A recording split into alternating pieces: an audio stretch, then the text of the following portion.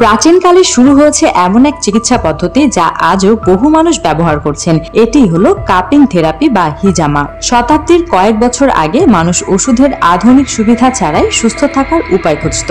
তারা বিশ্বাস করত প্রাকৃতিক শক্তি এবং শরীরের নিজের ক্ষমতা ব্যবহার করে ব্যথা কমানো যায়, তাই তারা কাপিং থেরাপি ব্যবহার করত।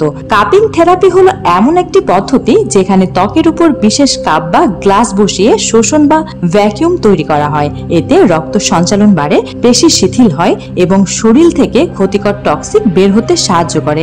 এই প্রাচীন পদ্ধতি ঘাড়, কোমর ও পেশির ব্যথা কমাতে সাহায্য করে।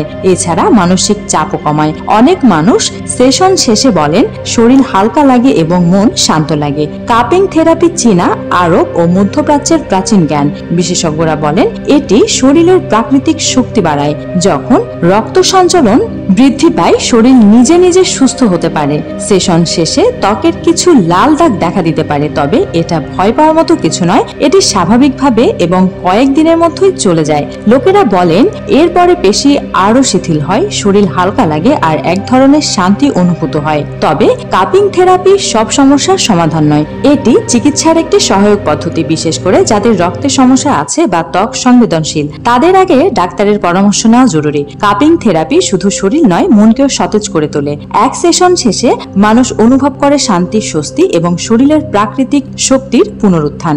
আজও বহু মানুষ এই প্রাচীন পদ্ধতি ব্যবহার করছে। প্রাচীন এই থেরাপি আমাদের শেখায় প্রাকৃতিক চিকিৎসা ও আধুনিক চিকিৎসা একসাথে ব্যবহার করলে ফল আরো ভালো হতে পারে।